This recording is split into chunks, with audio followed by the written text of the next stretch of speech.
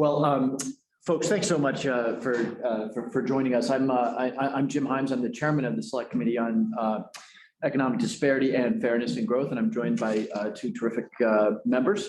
Both happen to be on the Democratic side. We do have senior Republican staff here, so we are moving in with a bipartisan group, and we're just so thrilled that you're joining us today.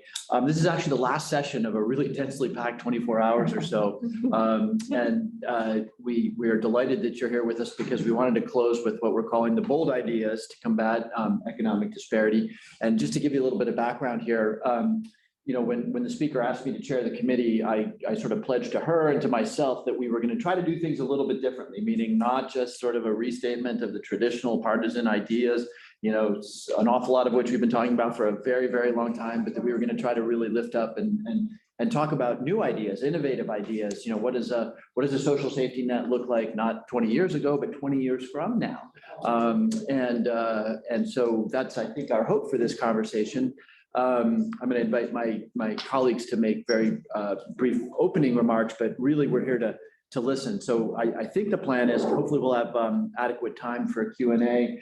In the service of that, we're going to ask somebody on staff to kind of give you a high sign when the presentations have reached a 5-minute mark. But let me close where I started and just say we're just grateful for you here. We plan to listen hard and to take these ideas back to the committee as a whole, and to hopefully find ways to lift them up and maybe even move on them. Congress is not at its most functional right now, but we hope springs eternal that maybe we can make some progress on some of this stuff. So with that, thank you again for joining us, and I'll recognize Ms. Jayapal for a quick opening statement. Thank you, Mr. Chairman. My name is Pramila Jayapal. I represent Washington's 7th Congressional District, that is Seattle and surrounding areas. I know many of you from the work that you've been doing and that we've been doing together. So I'm the lead sponsor of the National Domestic Workers Bill of Rights. Thank you, Pollock. And of course, have worked on a number of other issues around economic inequality. My role is the chair of the Congressional Progressive Caucus. We have about 98 members in the caucus, and our membership has been very focused on, and Sarah Jacobs is a member of the CPC as well, has been very focused on this intersection between gender equality, income inequality, income equality, wealth equality, and racial justice. And so sort of all of those pieces together. And we're really interested to hear what you have to say. Thank you so much for the work you're doing and for helping to educate us. Jacobs. Yeah, well, thank you all so much for joining us. I know many of you worked with Amanda on my team to put this panel together, so we're really grateful to hear your thoughts. I'm the Californian on the committee, and so I'm sort of hosting this visit, even though it's not in my part of the state, but I felt like it was important to come here to San Francisco to see what we in California hear about all the time in terms of these new technologies and these new ideas that don't always make their way to Washington. And so how we can make sure we're factoring that into our work on the Select Committee, so we're not just looking at the drivers that have got us here, but actually how we can, for lack of a better word, future-proof what we are trying to do so that we can address some of the things that might cause inequality in the future. And that's where I think a lot of your guys' ideas on solutions are really going to come in, so that we are thinking about some of these ideas that haven't necessarily been in the bloodstream for a long time, and that haven't been the same things we've been fighting about for years.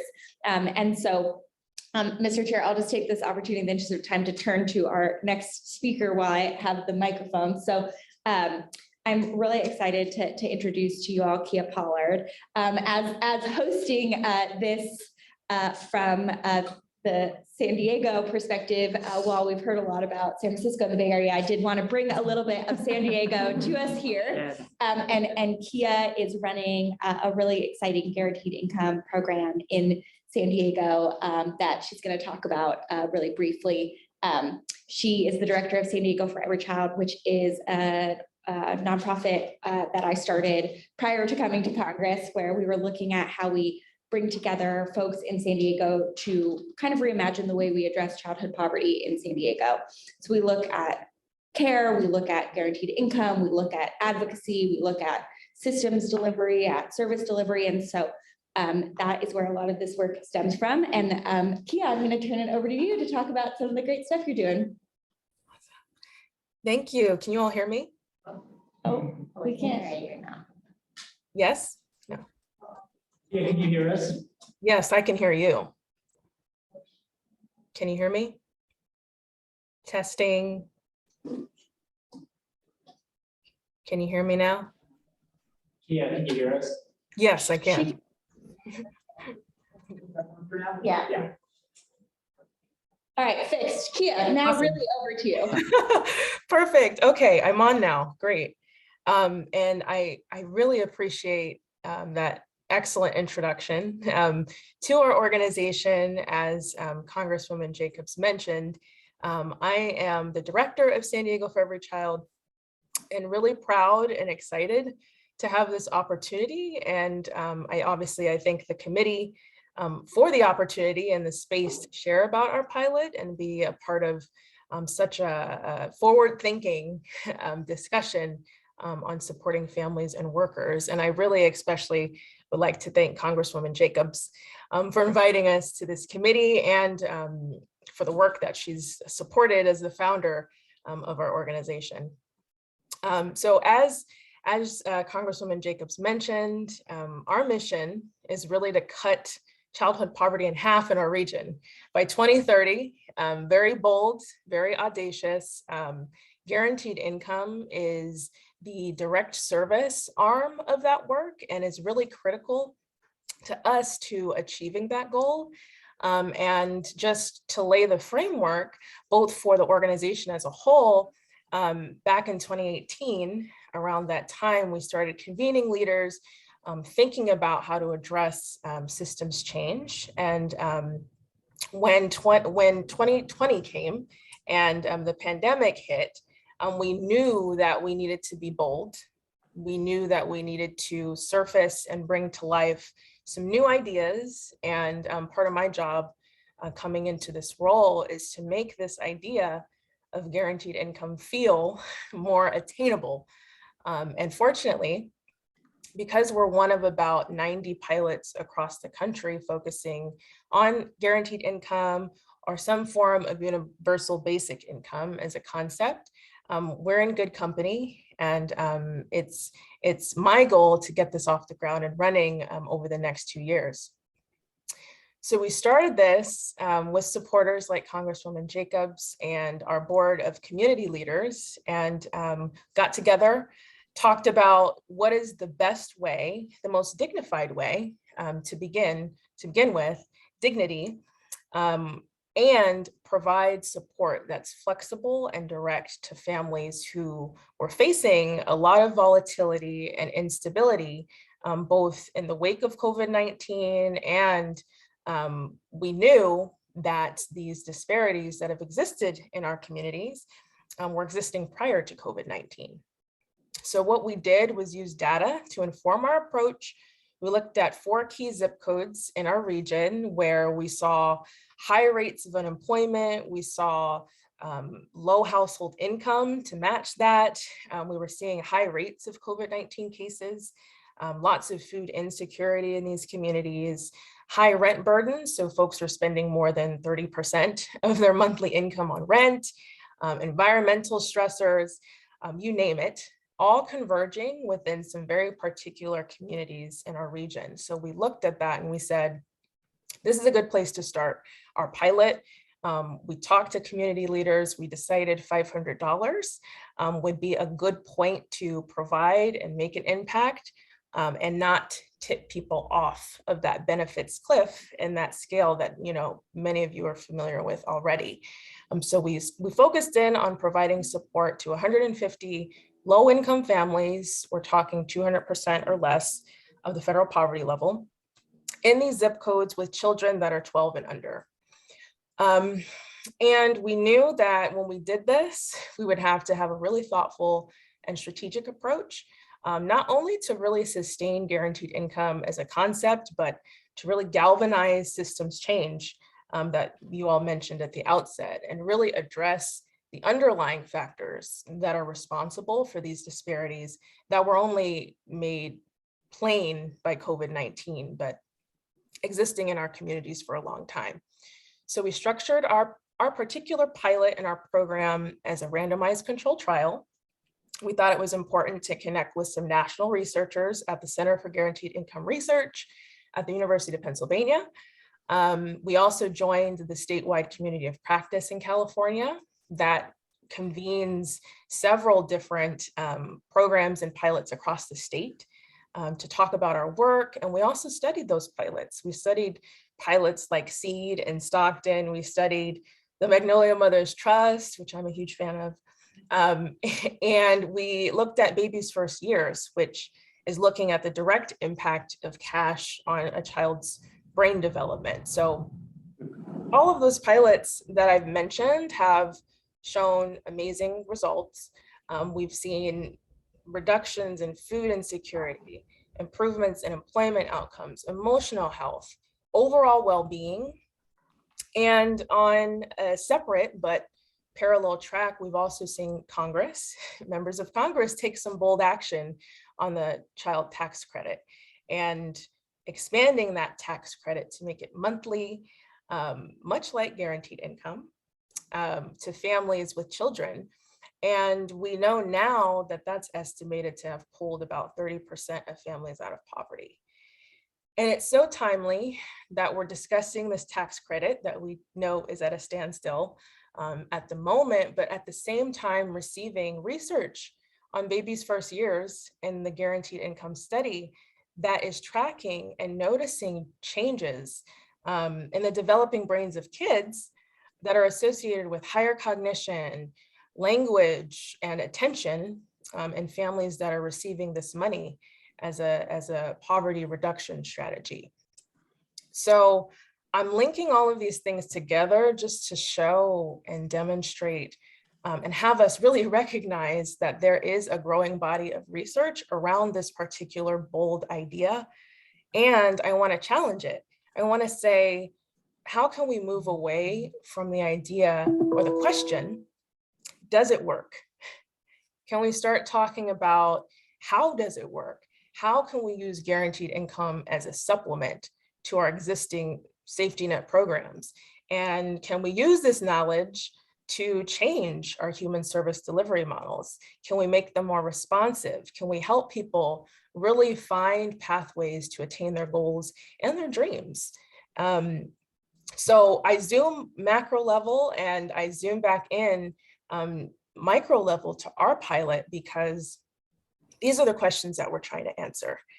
And what's key and has been key and will continue to be pivotal is developing that trust, both giving trust to people to make these decisions on their family's behalf, on their own behalf, and receiving it in return, receiving information about how they're doing, what they're doing, how they're spending the money. And so on a continuous basis, we'll convene our community advisory board and our community leaders. We'll continue to work with those caseworkers that we worked with to recruit this 150 families. We held some community conversations to get folks interested in and learning more about the pilot, but also the overall movement, so that they see themselves as part of and critical to the work, because they are. And in our conversations with families, just in the recruitment phase alone that we took on last fall, we heard people say, cash is freedom, and verbatim, cash is freedom. And they told us what they do with the money. They'd said, you know, we're going to use this money to buy clothes. We're actually thinking about taking a day off from work so that we can actually go to an interview because we want a better job. We want to use this for childcare. My job actually necessitates getting childcare so that I can actually go to work. And this is just in the recruitment phase alone. And so as we move into implementation, and we'll be deploying our first payment in March to kick off our 2-year stretch, this 24 months of payments, we want to continue to dig a little bit deeper. And we want to try and answer some of those research questions, but also think about how we really intentionally address some of the longstanding disparities that I spoke about earlier. And that means we have to advocate for some policy priorities at all levels of government that make safety net services more accessible, that make them easier to navigate and to sustain for families who want to break cycles of poverty that are intergenerational. And it's going to take partnerships with nonprofits like ours and public sector entities to really harness this moment and advance some of the goals of this work. And so we believe strongly in keeping families at the forefront. And in closing, I know I'm probably closing in on 5 minutes here, but I have to close with centering some of these families. As we do the work and as I onboard and enroll folks, it's amazing. It's amazing what we're hearing, the people that we're coming across, and it really challenges our ability to see some of these marginalized, disinvested communities that have been disinvested in as really whole and complete, and really trust their ability to make these decisions for their families. And so it's powerful. I'm seeing people like women who lose or have lost, there have been several who have lost their businesses during this pandemic and are rooming with neighbors while raising children, 10-year-old children.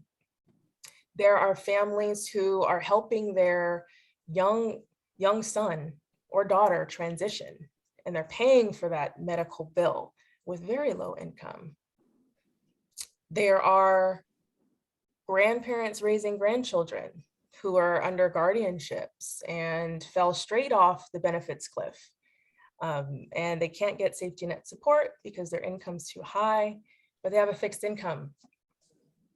I heard from an older man who had a stroke while he was raising his daughter, who has Down syndrome, and she can't read and she can't write, but they have faith and they have confidence that this money will help support them with additional resources in the new school year. And women who spent 12 years waiting for Section 8 vouchers on the waiting list. Her son was 8 and is now a grown adult. And she needed that support 12 years ago. So now with the income, she's gonna get a 2-bedroom apartment.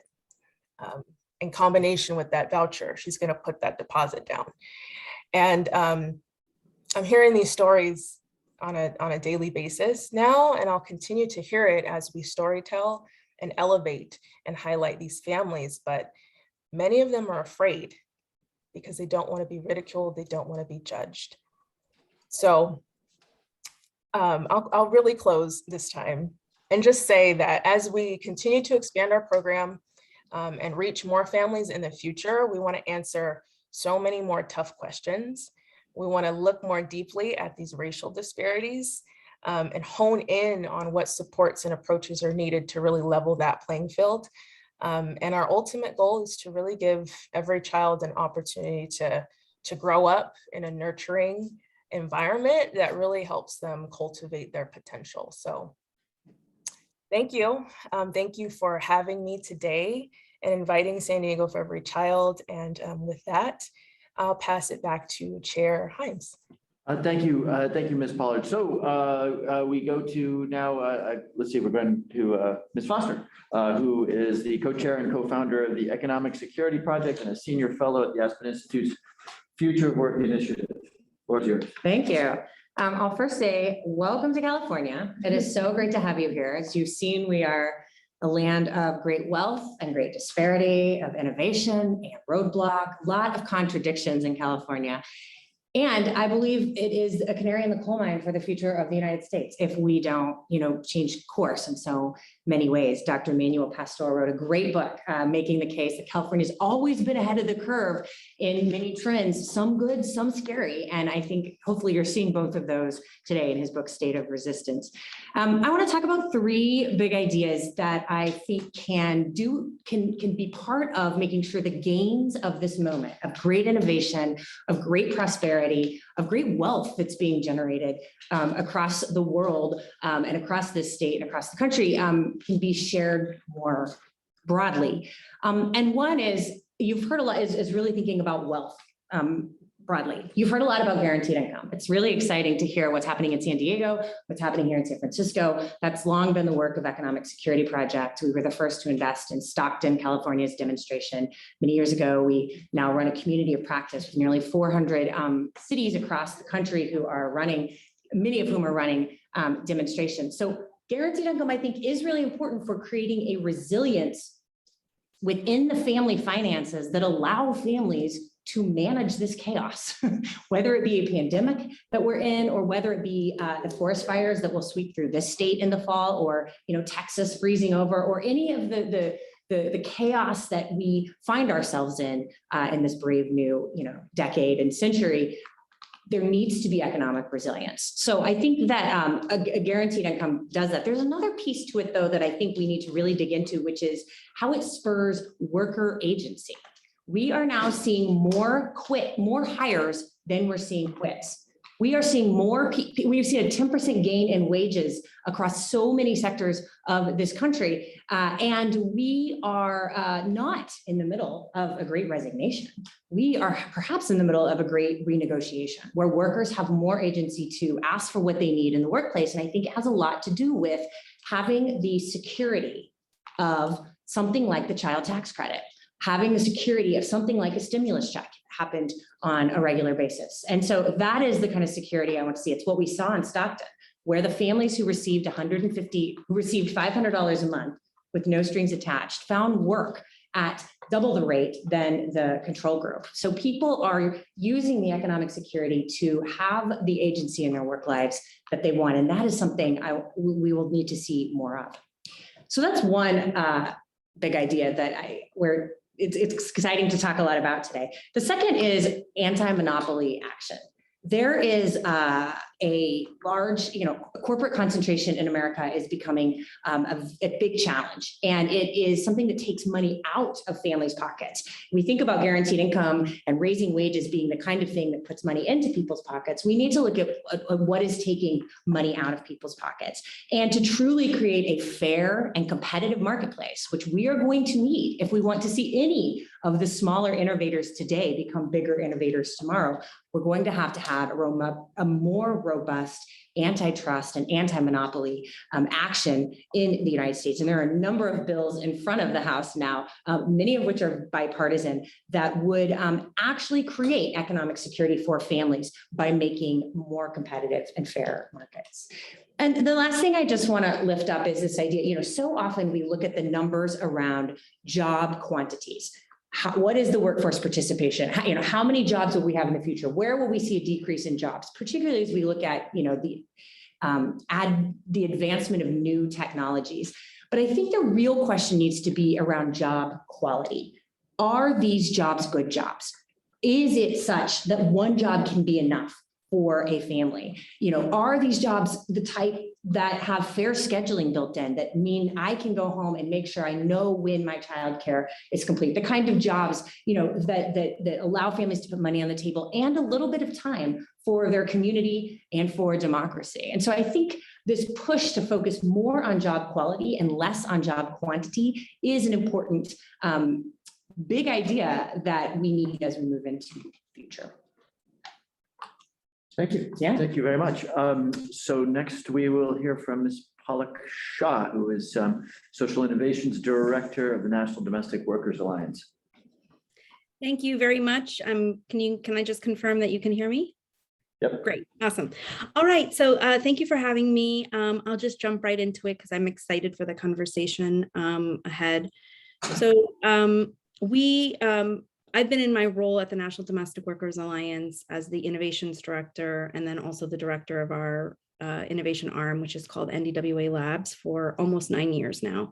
And so I've been in the center of this conversation around the future of work and technology and jobs and automate, all of these conversations for quite a number of years. And, I think we are at a really exciting moment to make some important interventions. And, we're very supportive of the ideas that have already been put on the table and have been experimenting and dabbling in some of them in small ways. And so I'm excited to share with you the kinds of problems that we are tracking from the perspective of lower wage or low wage women who are working in the economy as domestic workers, but more as representatives of what many other workers who are working in precarious situations or unstable work or unprotected work, and in some cases informal work, what people are experiencing and where we would want to start crafting major interventions and solutions. And, we are, through our innovation lab, are working on some of these. Some of them are further along and more developed, but I'll draw your attention, similar to Natalie, to three areas. So the first is around the expansion of the safety net. And of course, the pandemic really shone a light on how uneven and incomplete the safety net is. The big idea here, or the rather bold idea for you all to consider as a kind of logic to thinking about the expansion of the safety net from the perspective, at least of low wage workers and in an employment context, right, is to say that we need to develop a system where every hour of work, no matter who you work for, no matter how many hours you work in that condition or context, is valued and protected. And so what I mean by that is right now, you have more access, right, to benefits if you work all 40 of your hours in one location. But domestic workers, and I don't mean to only harp on the condition of domestic workers, but think about them as representatives of lots of people who are cobbling together work in the economy today. Domestic workers may be working 40, 50, 60, 70 hours a week, but they may not work in all of those hours in one location or one home or for one employer. And so while they're working, at least double time, they are not accessing this, their hours of work are not protected in the same way. And so this is a problem that we have really been dabbling in, over the last few years in solving. We have built a technology, we can get into this in the Q&A, but we've built a technology platform that is administrating a system of paid time off to workers who may have 40 or 50 different employers, women who may clean 50 different homes. And how do we get paid time off when they're only working an hour in one place every 2 weeks or something like that, right? So that the skeleton of the idea of how to address this problem is already in beta and out in the market. So that's one part of the safety net. I think during the pandemic, we've also dabbled into emergency cash payments and making $400 payments. We made 100,000 of those payments to unbanked workers, many of whom were left out of formal relief efforts for whatever reason. It could be due to not working informally, not having pay stubs, not qualifying, a whole bunch of other reasons, but the larger point being people that were affected by the pandemic, lost work, lost income, live paycheck to paycheck, and stepping in to provide emergency cash assistance. So that's one bucket of and the projects and pilots we have going on are teaching us a lot, and happy to get into it. The second area of work, I think, or the second area of bold ideas for us to focus on, I think, will be in this kind of idea that the future of work, a large part of the future of work will be the future of care. And the reason for that is we don't yet, right? I'm not saying this will never happen, but we don't yet have technology that can fully replace or automate the job of caregiving. And with the demographic pressures that we have, 10,000 people turning 70 every day, the overwhelming preference of people to age in place at home will mean that the dominant strategy of moving people out of bad jobs or poverty jobs into other jobs isn't a sufficient strategy for the care needs of this country. So what we need to do is figure out, there's lots of different bills out there, lots of proposals, but bottom line, what we need to do is transform care jobs into good jobs, not move people out of care jobs. Lots of ways to do that. And the last part that I will draw your attention to, which is on the similar kind of plane around the monopoly comments that Natalie made, which is the labor market and the way that the labor market is changing is very much affected by the technology players and the way that technology is being deployed. And so we agree fully with the fact that job quality and the individual kind of conditions of work, we need to pay attention to that. What we have not paid as much attention to is the way that labor markets are being digitized and corporatized and privatized. And this is where labor markets are clashing at times with the interests of workers are rubbing up against what the interests of technology companies and technology investors are. And what I mean by that is right now, like you think about all the different ways that a domestic worker could find a work pre-internet and the way that she can find work, just use us as a use case, but lots of industries are doing that. And the big thing I want us to really think about is what is the system to regulate where people come to find work, who can charge for that. There's a whole series of things that are in the control of a centralized technology platform that is matching supply and demand in the labor market. And we can get more into what are the kinds of steps we need to take. But my belief is that this is a problem that is going to be very important that we haven't paid enough attention to collectively in the conversation. I'll turn it back over to you. Thank you so much. Thank you very much, Ms. Shah. With that, Dr. Yaakov Fagan of the Bergeron Institute. I want to thank the representatives here and the congressional staff for putting this meeting together. And I am honored to be here and honestly slightly intimidated by the other speakers. You guys have way more knowledge about this than I can ever have. That said, the American economy is an inequality machine. We all know that we have massive problems in this country with both income and wealth inequality. What is sometimes spoken less about is spatial inequality, rural-urban gaps, gaps within space. We also have a real problem with upward mobility. Millennials as a cohort are going to be the first cohort where the average experience is going to be making less than their parents across the board. What happened to the land of opportunity? What did we do wrong? I'm going to argue that since the 1980s and increasingly in the 1990s and 2000s, the American public policy and economic policy has lacked the new institutions necessary to adapt to a globalized world. What we've done instead is we've implicitly used labor markets as a flywheel in order to control other variables in the economy. As a result, we've worsened labor markets at the exact moment through interest policy, through pulling back on fiscal policy, at the exact moments when labor markets became tighter. And because of that, the American worker has not been able to negotiate their wages for a very long time. This isn't an intent problem, it's a tools problem. So far, our government has stripped itself of the micro tools necessary to create an economy that is a pro-worker economy.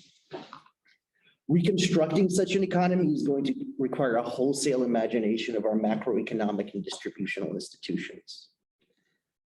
I'm going to speak today about a few of them. The first one is what I broadly label a social wealth fund. This institution would conduct active, mission-driven equity investment into various new firms at various points in the value chain. What I mean by that is it's not necessary to find the new Google or Amazon. If we do that and we can make a bunch of money for the public, that's great, but that's not the end all be all. As important is that we provide patient capital for lower value added firms at key points in the supply chain so that we have room to allow the economy to run hot. In other words, we have enough supplies of things to give people, for people to be able to purchase and use as their wages increase so that we do not have to press, for example, the red button of interest rate increases every time the American worker is getting a fair deal. Let me use an example to illustrate this. We all know that there is a semiconductor crisis, and it has been caused by increasing demand during the pandemic due to very successful social policy, and that has created tie-up in the supply chain. Pandemic aside, what is less known is that this is a result of a policy failure. Through the 1990s, we believed in an innovation-only policy for most of our sectors. We have encouraged innovation. American universities and American entrepreneurs have created most of the new technology in this sector.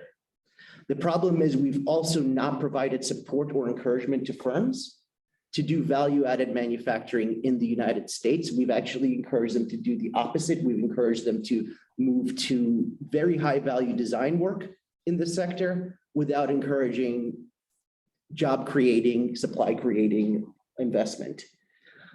Other countries have had policies that actively invest in those industries and have built out the capacity for a high wage economy. I use the term social wealth fund rather than sovereign wealth fund very intentionally. We've all spoken about sovereign wealth funds. We all know how they work. I don't particularly like the term for the United States because the United States isn't an oil exporter. It doesn't have a rent share. It's also never going to have a trade surplus as long as the US dollar is the world's currency. Everyone wants our financial assets. What we have is an innovation economy, and we have an economy that is a financialized economy.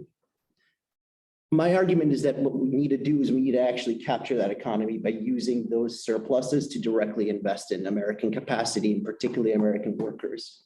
Any surplus we get, we should reinvest either into, rebuilding that, or we need to use that in order to help fund social programs, though I will admit that that was probably never going to be enough to fund the needs for these kinds of programs. On a final point on this issue, I'd like to emphasize that the reason for running this as a fund, and ideally a self-financing one, is that we do investment in this country. We do plenty of government investment, but it tends to be unstable. It tends to be fragmented. It tends to have a 5 or 6 year range. We need to have an institution that can think in decades, that lives beyond the political cycle instead of just the next congressional cycle. And that's why we need some new form of independent investment institution. Thank you very much. Thank you. Thank you, Dr. Fagan. And so last but not least, Ms. Solana Rice, co-founder and co-executive director of Liberation in a Generation. Thank you. Thank you to the representatives for your leadership on this issue. At Liberation in a Generation, I'm often thinking about where are we going to be in 20 years? Where are we going to be in a generation? So thank you for this prompt around what does the safety net look like in 20 years? And I believe Kia spoke to this, right? That it's freedom. Like our current safety net is not freedom. And I think that's what we are at this moment. Arundhati Roy at the beginning of the pandemic said we are at a portal moment where we can decide, we have decisions to make about what we are going to transform. In 20 years, we'll be nearly at the middle of this century. We'll be mostly people of color. Those people of color will have net zero wealth, zero. And we'll be in a climate crisis if we do nothing differently. So Arundhati Roy calls on us to say, what are we walking through? What door are we walking through on the other side? Are we deciding that we're going to leave the vestiges, and in her words, of white supremacy, of racial capitalism, of racism? And I posit that on the other side of that door is freedom, is what we call a liberation economy. And I'll put forth to you just a quick couple of things that I think are worth thinking about in terms of guarantees. And we call them a slate of guarantees. Two of them that I'll focus on most, but they range everywhere from a guarantee to a debt-free college, to a guaranteed income, to a guaranteed job at the federal level for anyone that wants to have a job can get a job.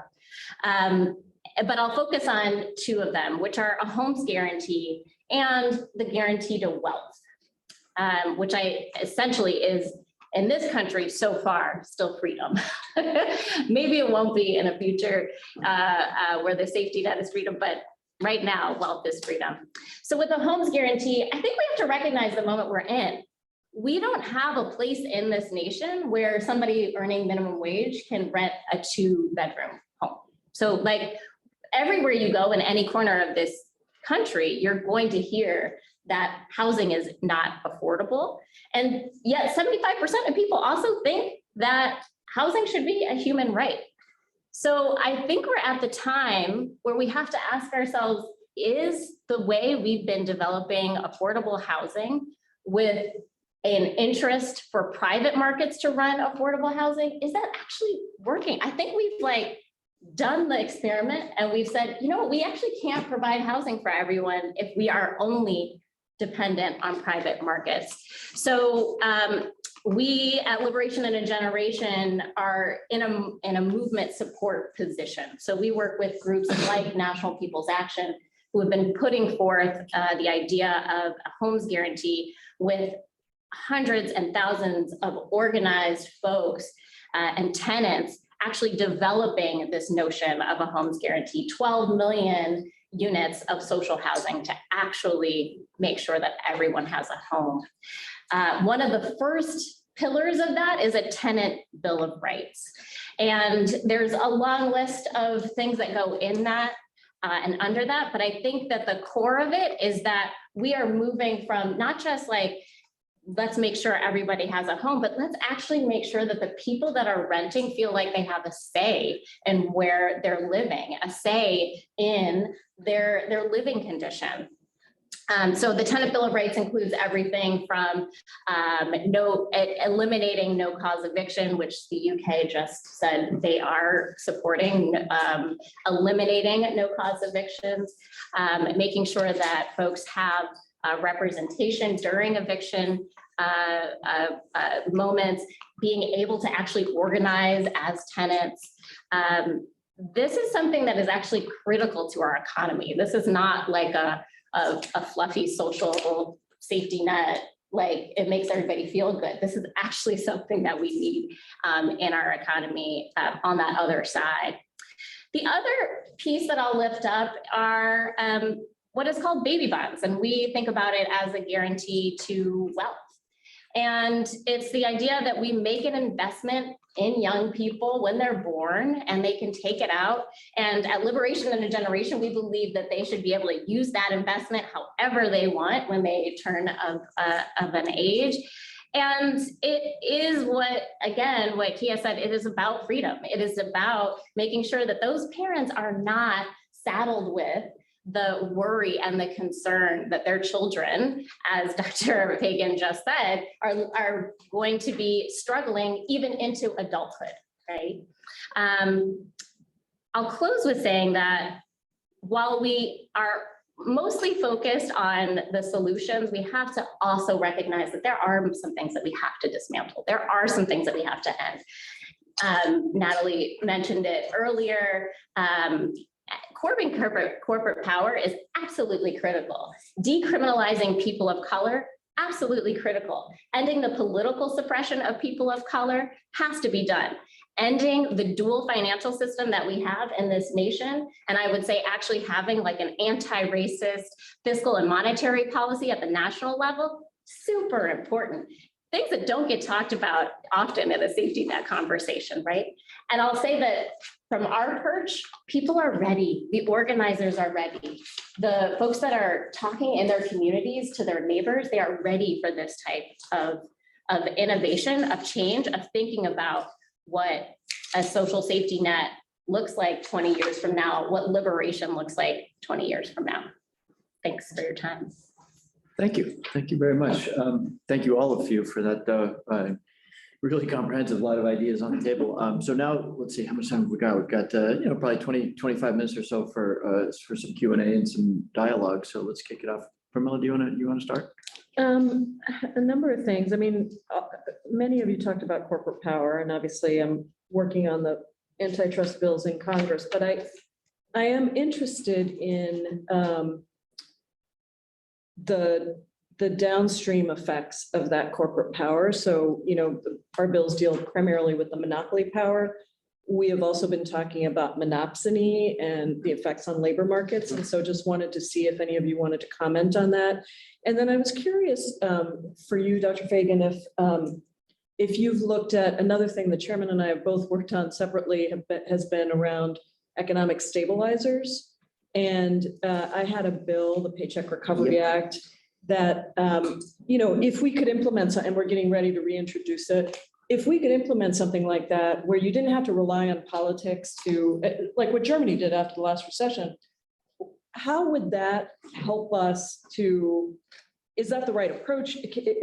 How do we sort of deal with the fact that when these crises come, they disproportionately affect people who are already at the bottom, and they disproportionately increase wealth inequality for those folks, versus if we didn't have to rely on politics to get these things passed and we had automatic stabilizers, I think we would have prevented a lot of harm. Now, we wouldn't have gotten the wage effects necessarily of people going out of the labor force. We would have actually protected people in their jobs. So there is that question of whether people having time to think about what job do they really want, maybe we wouldn't have gotten that. But any comments you have around that?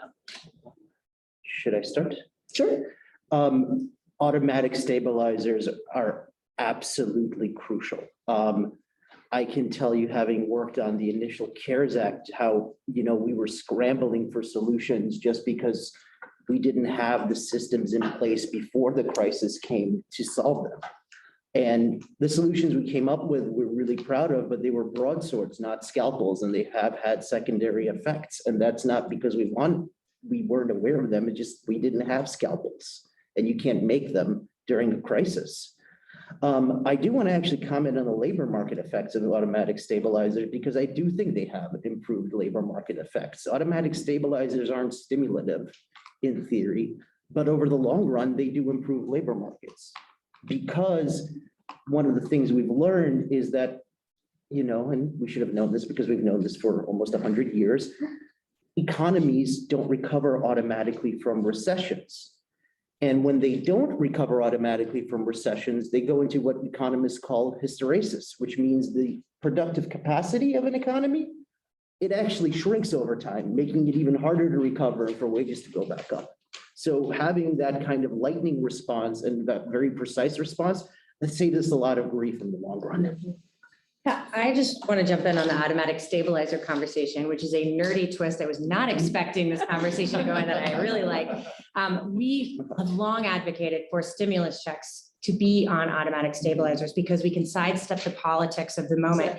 I think what we are living through right now, where families are about to have their third month without a child tax credit check, despite the fact that we defied gravity and reduced poverty in the midst of a pandemic and in the midst of a recession by things like the child tax credit that are bipartisan-ish, that are popular, incredibly popular across both sides of the aisle. And we know of reduced poverty. That is a great example of good policy that should move forward if it weren't for gridlock. And here we are letting politics get in the way of something that we know works. And so if it were on an automatic stabilizer, then we would be able to move forward when, the economic conditions tell us, not when, congressional gridlock tells us. Staying on the nerdy train, the comments around monopsony and really paying attention to monopsony power. And, I think that's just a really fancy way of saying, hey, like if somebody controls a labor market, and they control, like for domestic workers, where all the domestic work jobs are, and they control access for all the employers to post, there's an efficiency in that we should want. Like, it's not all bad. Like, it's good when we have large markets that where buyers and sellers, domestic workers who have services to offer, and families who need care can find each other. We want that. At the same time, though, there's a lot of power that starts to accrue to that central player. And this is different than some of the other conversations we've been talking about in terms of monopoly power. And, but it's related. What, a lot of it is about the details of how platforms and labor markets that are digitized work and what they can and can't do. And, what are the baseline requirements for jobs, and how do we want to deal with the problem that people who are extremely poor are starting to have to pay for access to be able to search for a job? And should that be regulated more heavily than a traditional corporation? Do we want to create a different kind of category when so much of our economy relies on the way that labor markets function? And so I really would urge us, and I'm so grateful, Representative Jayapal, for your leadership on the issue, and on all of you in thinking about how labor markets function. I think we are seeing the problems of this emerge like we normally do in lower wage industries and service industries, and how those workers find work and what they have to pay to get work, and all of the ways in which software and technology can be an enabler and make things more efficient, but also replicate and amplify imbalances, especially between employers and workers in the technology that's what technology does great. It amplifies things. But if we don't have the right DNA in the way that the labor markets are structured and regulated and the way that they function, we will just see that rapid amplification. And so I don't think it's a huge intervention, but I do think we need a framework that that can start to guide and maybe categorize this type of entity that is emerging, whether they're nonprofit or for-profit, into a separate category that has different rules around labor market functioning. And we want fluidity. We want less friction in the markets. We want workers to be able to find and match with employers, but we also don't want that central entity to be able to exert so much pressure so that we may not see it in the first instance, but downstream we will see control over the wages and pushing those wages down. I'll just say too, I think it's not only about, like, as you said, monopoly and monopsony, where the corporations have undue influence. It's also in the places where they are stalling, they are using their influence to stall the progress. Yeah. Right. So we're thinking of, like, with the homes guarantee, there's over and over, we're thinking about what are the ways that private equity and private equity investments have actually said, no, we're not going to, we're going to buy up a whole bunch of land and we're going to sell it at the rates that we want and no one's accountable. They're not accountable to anybody, right? Over and over again, we see where corporations can profit from our incarceration system. We have a system in this nation, not only where you can profit from incarceration, but you can also, we have big banks saying, you know what, we'll give cities bonds for police who commit brutality, and they're making money off of that. Right. So I think it's I would love to see a real analysis, especially at the federal level, of where not only corporate contributions to certain campaigns, but where the presence of corporations and the interest of profit stall the common good. And I think we're seeing that right now also in this inflation debate about whether or not we have the money or what is it going to do. I mean, this inflation conversation is about corporate greed. That's what it comes down to.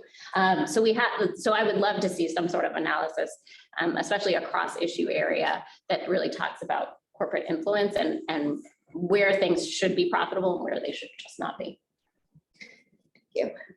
So one of the things that we have been thinking a lot about on this trip here is the impact of technology on inequality. I know we've talked a lot already today about how it's affecting the labor market and what we need to do to make sure workers are able to get benefits and quality jobs, even in this labor market that's shaped by these new technologies, whether that's because all of the jobs are going to go away or because the jobs are just looking very different than they did many years ago. Like, I'm a millennial. I don't have many friends who stayed in a job more than 2 years. It's just not what our labor market looks like anymore.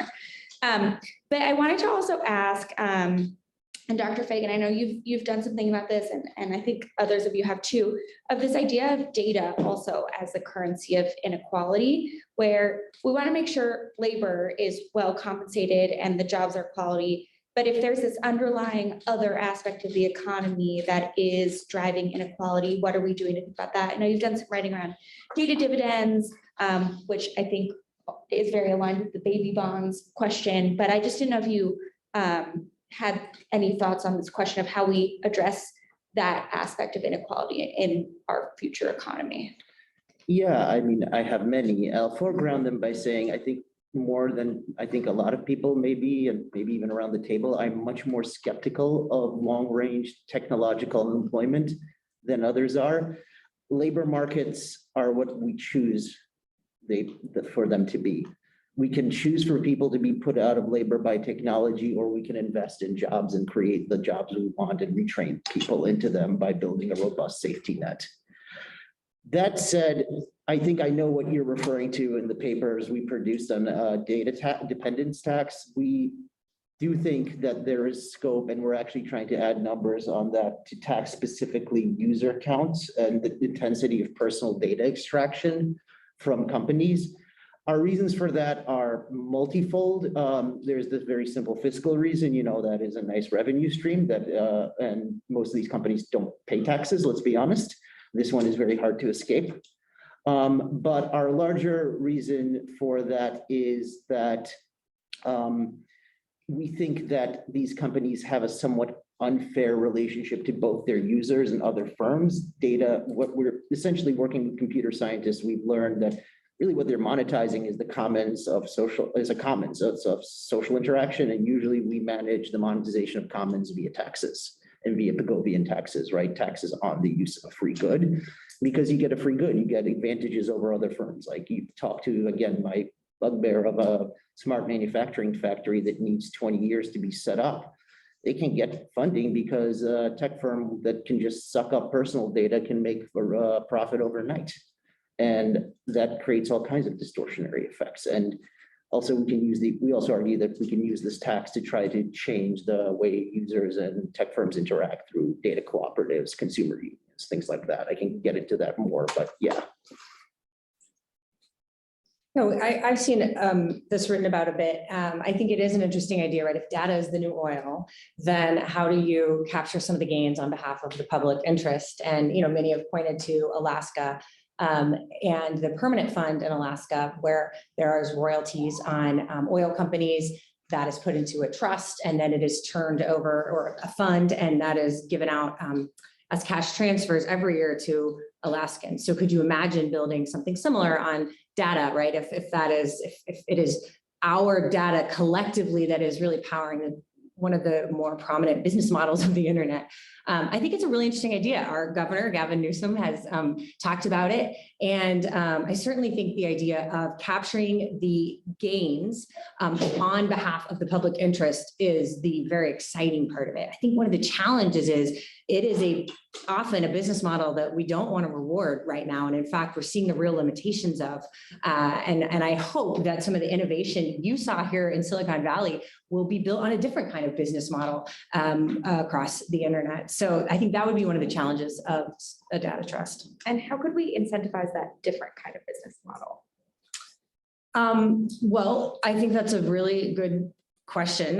One is by, supporting supporting companies that run on a different business model. Two is like understanding that government has a very important role in shaping markets. And I honestly see the antitrust bills that are before the House Judiciary Committee, one of which was sponsored by Congresswoman Jayapal, as exactly that, and saying this is how we will shape a fair and competitive market so that the outcome is a business model that is not predatory.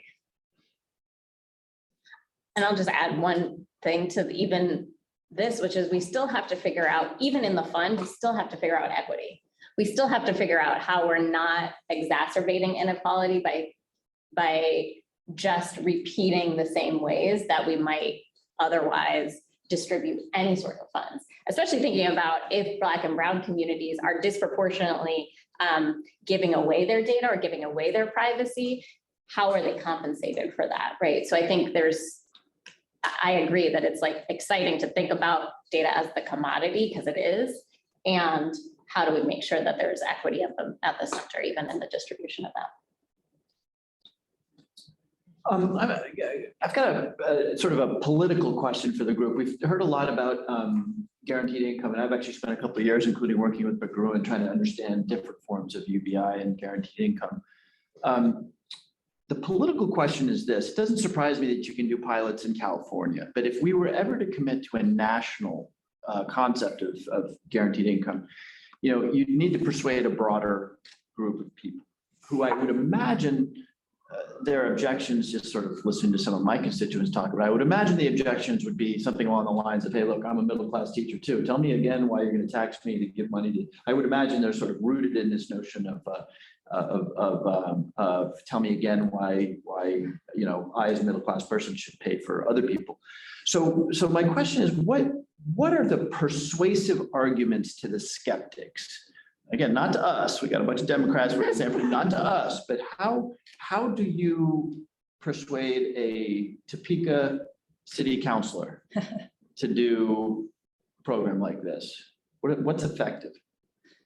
We're the politicians in the room, so we should probably know but I wonder if anybody's actually had some experience trying to persuade the spectrum that is not naturally open to this idea. Yeah, well, the first thing I'll say is that this is not just a California phenomenon. This is happening all across the country right now, including in places like Topeka, Kansas, Wausau, Wisconsin. You know, the mayors have signed on and said, I am supportive of a guaranteed income. I'm part of Mayors for a Guaranteed Income. I'm running a demonstration in my city to be R&D for future policy that we want to see in this country. And what is some of the things I see connecting the dots are, one, a belief in freedom and agency, that every person, every family deserves the freedom and the agency to be able to support their families in ways they need to put food on the table, to fix their car transmission, you know, to be able to get to work, to be able to decide what work they want.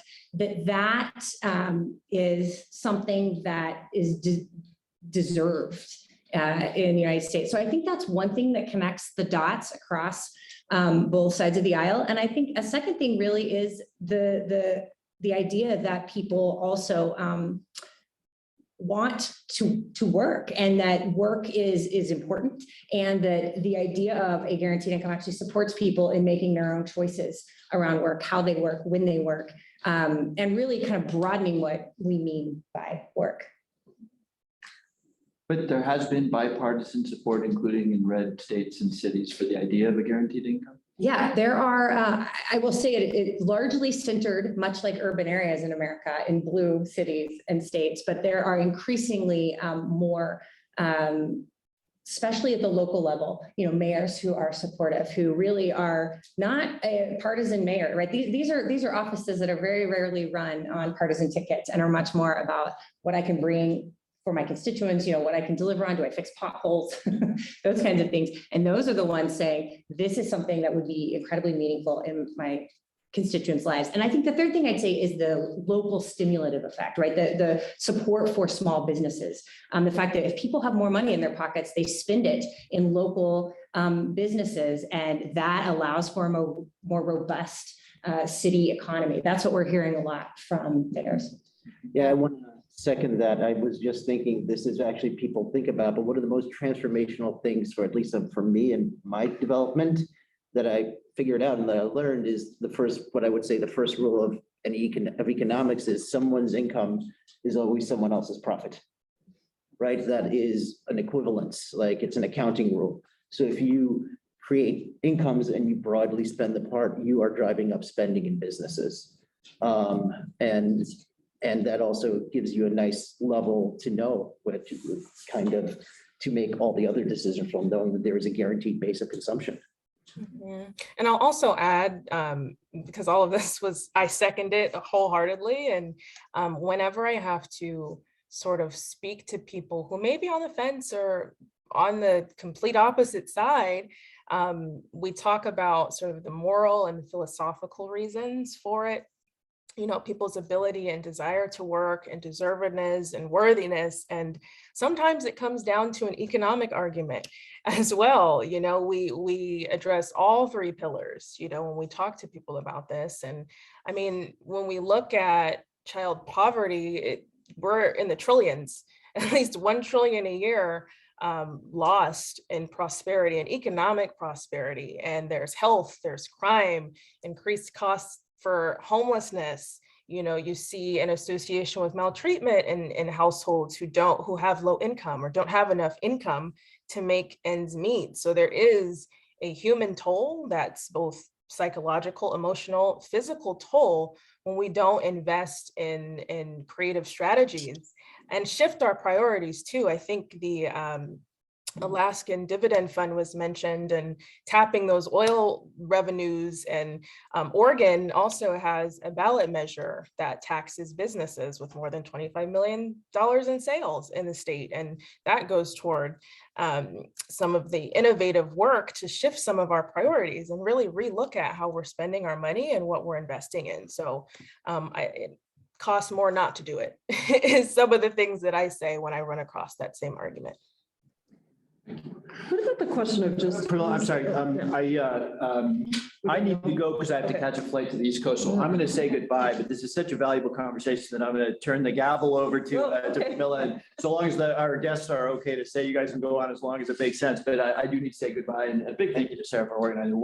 We learned so much in this last 36 hours, and to all of you. And with that, I'm going to sneak out of the room. Thank you. Take care. Travel safe. Like, I was just going to ask about universal basic income. One of the things that I like about it, the CTC, different forms are stimulus checks, is that it's easy, right? Yeah. Like, you don't have a bunch of programs that you have to go through 8 million hoops and go to 55 different departments and qualify and all of that. Has there been thought to, and Solana, may have been you that said, we have to make sure it doesn't stop eligibility for other programs, but what about the idea that it actually takes over those other programs so that it has to be sufficient? Yeah.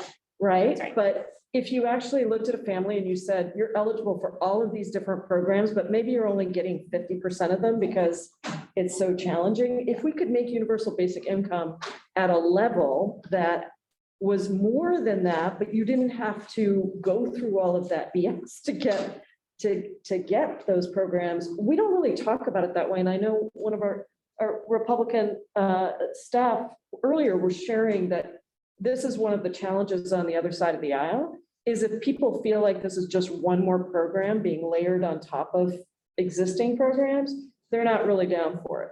But if it was a program that was replacing, and it would have to be at a sufficient level for us to be happy with it, but that could be more interesting. I'm just wondering how you all talk about that or think about that, because we've heard in several meetings today, people saying, SSI is a problem, right? We have UBI, but SSI is or some form of a guaranteed income, but SSI is a problem because you no longer qualify for that. Is there a different way that we could talk about it so that our Republican colleagues might be more interested in supporting it, or is it just one more additional program to be added? I don't think so this is I think it's a controversial question in a lot of rooms because a lot is at stake. A liberation and a generation, we absolutely think that if in abundance, if it was actually enough, that from what we hear, and I'd be really curious to hear what other people have experienced, but I think people want the freedom of just getting the cash. Like, I haven't heard people being like, no, keep my TANF, because I like going to the office every 6 months to re-qualify. I say that with real trepidation though, because it cannot undercut and it cannot be less than what folks are currently getting. And so maybe there's like a transition where we're seeing, but I think we should also, to Representative Himes' point, we are in abundance. So we don't have to necessarily say, I know we like to say we have to balance budgets and we have to have the pay for, and all of that is absolutely, sometimes it's true, sometimes it's not. We have to act like we have the resources, because we have the resources to make sure that everybody has the money and the security and the safety and the basic needs that they and they're getting those. So it's real trepidation. It has to be at the right amount. And I think there needs to be a lot of research and conversations had with real people who are navigating all of these systems to understand at what level would they need to be supported in order for this to be a real option. I don't know, I think there's a lot of ways we could smooth the existing system. So there were, members of Congress on the center right who wanted to work together on that with folks from the center left. That would be really exciting to imagine how you make taxes automatic, how you cross-enroll in benefits at the federal, state, and local level. People who are eligible for the earned income tax credit should be getting the child tax credit. And there's a whole lot of people who aren't doing that. So I think there's ways you could prove, we could see where to really push folks who care about efficiency to make the current system better. But I'd also say, man, we could put our money where our mouth is on the child tax credit right now, because you have child tax credit proposals on both sides of the aisle. We understand that we have cut child poverty nearly in half over the last 6 months, and all of that stands to be lost. So there is an opportunity before us right now in a bipartisan way to really move something forward that has the freedom that we can all agree on built into it. Yeah, and I guess along the same line of questioning, I think something that I think about a lot that I know some of the guaranteed income demonstrations are trying to get at is like, I think we know that a guaranteed income on its own doesn't cause inflation at the macro sense. But the question is, if you're looking in very localized settings, do you have like a micro inflation? In other words, if every landlord knows that every person has $1,000 more, does rent just go up by $1,000 more? And it's hard to get at with the demonstrations because you don't have the scale enough to really see it. But like, if you took all of our social safety net and put it into a sort of cash issue, but don't figure out how to make housing more affordable and childcare more affordable, like, I guess like it's not sufficient on its own until we also address the cost issue on the other side of what people are paying. So I don't know if you all have thought about that. I have quite a bit for half my life. I think that's absolutely right. We're finally getting some clarity on the issue of inflation, because no one actually knows where inflation comes from. It's always idiosyncratic, it's always local, and it always has certain patterns. The problem is, as I tried to get to in my presentation, we don't think about the supply side enough. No. And when we have thought about the supply side, as Secretary Yellen has actually mentioned, which is kind of great to hear, we always thought about it as, using traditional tools of tax incentives, or, sometimes we do loan guarantees. We don't do much more than that.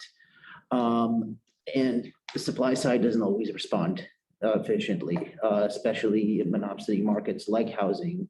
There was mention of private equity, but the real problem in housing markets is also small landlords, right? Because there is an incentive to keep supply down. So instead of, giving people tax breaks, we should just build the housing ourselves and be the landlord, right? We can do that. We can have mixed use development that pays for itself. And that is, if you structure, in theory, if you do that kind of work and you structure benefits on a cash level, that then you can predict how much consumption there is, maybe that'll work. In theory, I'm not really sure, but on the supply side, we need to be doing more. We are missing 3 million homes in this country because of the inadequate response to the 2008 recession, and because home builders, quite frankly, cannot find the funding or do not have the margins to build enough homes. Just to a broad response to your question, though, I think it is also why we've been thinking a lot about this whole slate of guarantees, because it is whack-a-mole. It is like, all right, we got this going. Now, as you said, the American economy is an inequality machine. It'll figure out how to keep the inequality going. And I just, back to your question earlier, I would love to see, like, as a movement of the groups that I work with, and we work with at Liberation and a Generation, to have a real vision statement about the safety net and about like what is not, what's not on the table and what is on the table, right? Like if we have even more work requirements or more stringent work requirements, that's probably not gonna fly. If it's less than, it's probably not gonna fly. If it counteracts with other benefits, it's probably still not going to fly. But we do have examples of providing guaranteed income in other ways for wealthy people where they don't have to worry about this constantly. They might have to jump through some hoops and they hire somebody to help them jump through the hoops, but we have precedent for this. So just another thought about, at least for me, that I'm taking away, which is like, let's have a real conversation about what with the organizing groups and with the people on the ground about what they would need and what's really negotiable and not. Mine is a really quick response to that question because I think all of it was touched on prior, which is why our organization and some of the organizations that we work with nationally speak about guaranteed income or universal basic income as a supplement. It's exactly what Congresswoman Jacobs has said, is that there are so many intersecting systems and things to kind of control for when we think about it's not just as simple as providing a supplement and saying, hey, now we're going to right size it and you're going to be good and you're going to be able to meet your basic needs and then some. It's about also having that bigger conversation that was, touched on by Natalie and others here, that if we want to reimagine these things, we have to look at all of these intersecting systems, and universal basic and guaranteed income is not going to be, I think, the answer to all of that. So yeah. Super helpful. And I like the way, Natalie, you talked about it as establishing a basic level of resilience. I think that's a different concept than, we're going to use this to counter AI, taking all the jobs out of the market kind of approach. But I think we are kind of at the end of our time. We really appreciate the time that you all have spent with us and the ideas you put on the table, and grateful to Sarah and our committee staff for helping to put this together. And I think it's a rich body of ideas, and we're kind of grappling with exactly what the report is going to say. And there's a lot of stuff that we didn't even get to talk about, but a lot of the things you mentioned are the things that the committee has already been exploring. So we want to thank you for all of that work. And Pollock, I didn't get a chance to ask you about the app, but I want to ask you about that and how that's going at some point. And just to again say thank you so much for spending time with us and for the work you're doing. Thank you. Thank you.